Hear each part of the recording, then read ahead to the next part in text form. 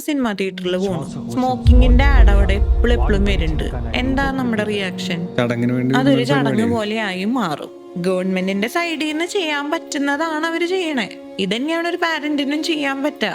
ചെയ്യാം, വേണോ വേണ്ടെന്ന് നമ്മളാ തീരുമാനിക്കണം. സ്മോക്കർ ചിലപ്പോൾ ഇത് കണ്ടിട്ട് നിർത്തണം എന്നില്ല. സ്മോക്കർ ഇതും കഴിഞ്ഞ് ഇന്റർവെൽ ആകുമ്പോൾ ചിലപ്പോൾ പുറത്തു പോയി 2 പുക എടുത്തു വന്നിട്ടാവും ബാക്കി സിനിമ കാണാൻ. അവരിത് കണ്ടതിന്റെ പേരിൽ നിർത്തണം എന്ന് വരണമെങ്കിൽ അവരുടെ ലൈഫിൽ അത് കാരണം കൊണ്ട് എന്തെങ്കിലും കോൺസിക്വൻസ് എക്സ്പീരിയൻസ് ചെയ്യണം. അതായത് 100% ഓഫ് അഡിക്ഷൻസും കോപ്പിംഗ് മെക്കാനിസംസ് ആണ്. അല്ലെങ്കിൽ ഞാൻ നേരത്തെ പറഞ്ഞ പോലെ നമ്മുടെ ഉള്ളിലുള്ള ഒരു എംപ്റ്റിനെസ് കോപ്പ് ചെയ്യാൻ വേണ്ടി ക്രിയേറ്റ് ചെയ്യുന്ന കാര്യങ്ങളാണ് അഡിക്ഷൻസ്. പിന്നെയും ആവർത്തിച്ച് ചെയ്ത് അതില്ലാതെ സർവൈവ് ചെയ്യാൻ പറ്റില്ല എന്നുള്ള നിലയ്ക്ക് വരുന്നുണ്ടെങ്കിൽ അത് തീർച്ചയായിട്ടും ഒരു കോപ്പിംഗ് മെക്കാനിസം ആണ്. അല്ലെങ്കിൽ നമ്മുടെ ഉള്ളിൽ ഒരു എംപ്റ്റിനെസ്സിൽ നിന്ന് വരുന്നതാണ്. ഒരു പക്ഷേ ഞാൻ നേരത്തെ പറഞ്ഞ പോലെ സ്നേഹം എക്സ്പീരിയൻസ് ചെയ്തിട്ടില്ല എന്നുള്ള ഫീലിംഗ് ആവാം. ചെറുപ്പത്തിൽ ചിലപ്പോൾ എക്സ്പീരിയൻസ് ചെയ്തിട്ടുള്ള I am not good enough എന്നുള്ള ഫീലിംഗ് ആവാം. ഇതെല്ലാം ഇതിലേക്ക് കോൺട്രിബ്യൂട്ട് ചെയ്യാം. അപ്പോൾ നമ്മൾ വെറുതെ അവയർനെസ് കൊടുക്കുക എന്നുള്ളത് മാത്രമല്ല, കുട്ടികളെ അവർ പറയുന്ന കാര്യങ്ങളെ കേൾക്കുക, ഇമ്പോർട്ടൻ്റ് ആണെന്ന് സീൻ ചെയ്യിക്കുക, അല്ലെങ്കിൽ അവരെ നമ്മുടെ ലൈഫിന്റെ ഒരു ഭാഗമാക്കുക, അവർക്കും ഒരു ഇമ്പോർട്ടൻസ് കൊടുക്കുക എന്നൊക്കെ ഉള്ളത് വളരെ ചെറുപ്പത്തിലെ ബിഗിൻ ചെയ്യാന്നുള്ളത് ആവശ്യമാണ്.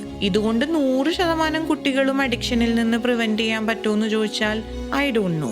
മറ്റു പല കാര്യങ്ങളുടെ പേരിൽ അഡിക്ഷനിലേക്ക് എത്തിപ്പെട്ടേക്കാം. അഡിക്ഷനിലേക്ക് പോയി പെട്ട ആളുകളാണെങ്കിലും the moment they are willing to come out of it, കുറച്ചൊരു വില്ലിങ്നെസ് ഉണ്ട് അവർക്ക് ഇതിൽ വർക്ക് ചെയ്യാൻ അവർ റെഡി ആണെന്നുണ്ടെങ്കിൽ നമുക്ക് അവരെ സക്സസ്ഫുള്ളി പുറത്തേക്ക് കൊണ്ടുവരാൻ ഹിപ്നോതെറാപ്പി വെച്ച് സാധിക്കും. ഈ പറയുന്ന എംപ്റ്റിനെസ് എന്താണ്, വോയിഡ് എന്താണെന്നൊക്കെ ഫിഗർ ഔട്ട് ചെയ്യാനും അത് റീപ്ലേസ് ചെയ്യാനും എല്ലാം ഹിപ്നോസിസ് വഴി സാധിക്കും.